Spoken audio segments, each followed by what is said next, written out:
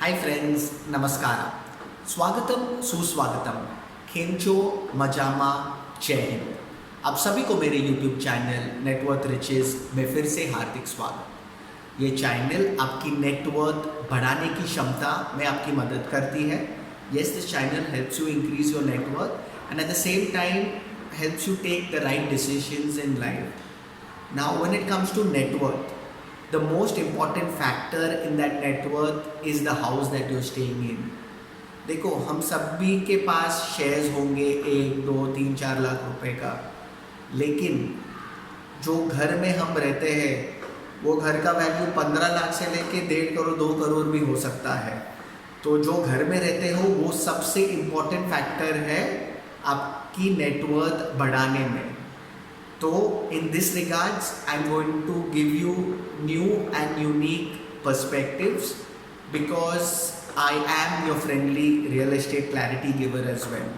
So today the education is what will you do if you are in a government job or you are in a transferable job? आपको कहाँ घर खरीदना चाहिए?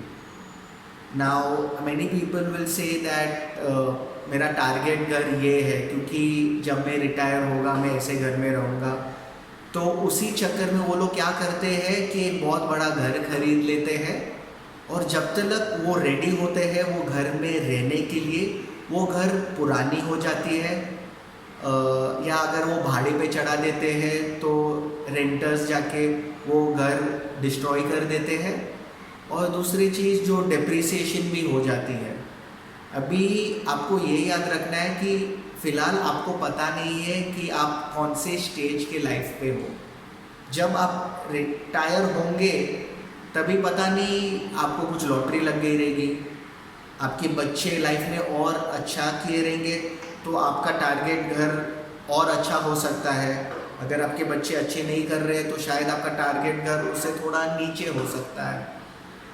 या आपको शायद आपके गांव में जाके रिटायर होना है, आपको शहर में अभी और नहीं बसना, you want to go back to your roots. और there could be a probability that you know this was just not the house that you are looking for. वो डिसीजन आप अभी ये स्टेज पे लेके आप नहीं कर सकते हो। तो आपको क्या करना चाहिए?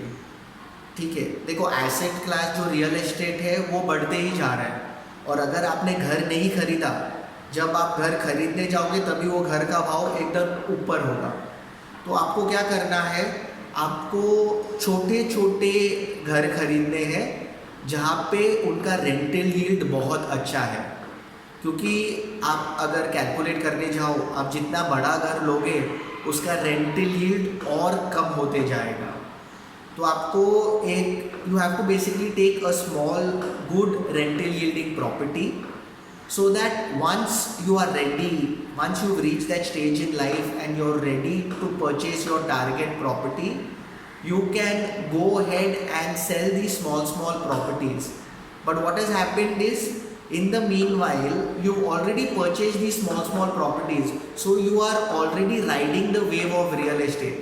Because when you purchase the property price was here. Now the property price over time has reached here. And now you want to buy your target house which is here. So you can go ahead and sell this property and go ahead and buy this big target property, because at that point in time you have reached that life and you know which type of property you want to buy. It would be a new property.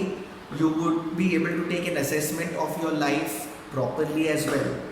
But in the meanwhile, you've already got a good rental yield. You've already claimed income tax rebate. And you are already in the asset class of buying a property. So you've already ridden the wave. This term is called hedging because you cannot buy your target house, but you've already purchased a house. So you're riding that wave and at the same time you've got all the benefits of being in the real estate market. So if you like today's video, and it has answered all the questions of people who are in a transferable job or are getting different government postings, what kind of property to purchase, kindly like this video and subscribe to my channel Networth Riches. Thank you.